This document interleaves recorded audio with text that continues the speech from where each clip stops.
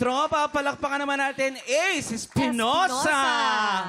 Grabe, akala ko naiiyak na siya kanina. Oo, ramdam na ramdam na yung kanta. Oh, how Akala ko, gano'n ka ba talaga kumanta? Ninanamnam mo talaga? Minsan po depende sa performance eh. Oh, may Kung ano hugot. yung message ng kanta. May hugot talaga. ka ba sa live? Wala naman. Usually, nilalagay ko lang po yung sarili ko dun sa song. Ay, talaga, kaya pala ramdam na ramdam. Ha? Si Chris nga naiiyak kanina. Grabe naman. Nakita ko nalulungha ka na.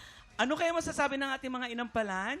Hana? Alam mo, pagtayo mo pa lang dyan kanina, medyo gusto ko na mag-walk out kasi Bakit mo?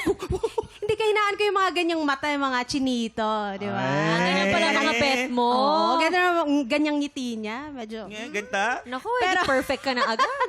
Hindi, pero sa performance mo, alam mo, ang ganda ng voice quality mo dun sa bridge na part. Ang ganda ng control mo.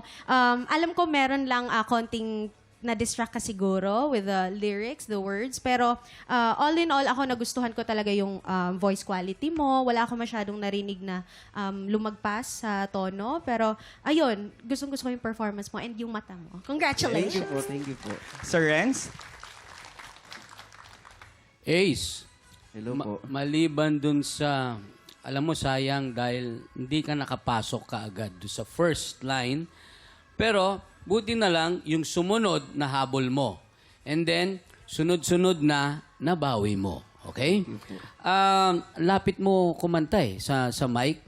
Buti hindi siya sumasabog. Pag malakas naman, nailalayo mo. So, maganda rin. At least, alam mo kung saan mo ilulugar yung boses mo. Wala talaga akong nakita o narinig sa intonation. Lahat ng notes nasa tamang lugar. Lahat ng hagod nasa tamang lugar din. So, siguro, mababawi mo yung pagkakamali sa simula.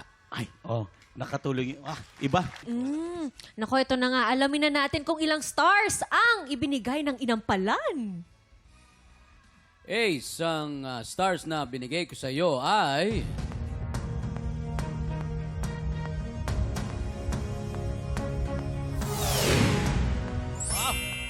Yay. 3 stars. Ace, eto naman ang mga bituing ibinigay ko sa'yo.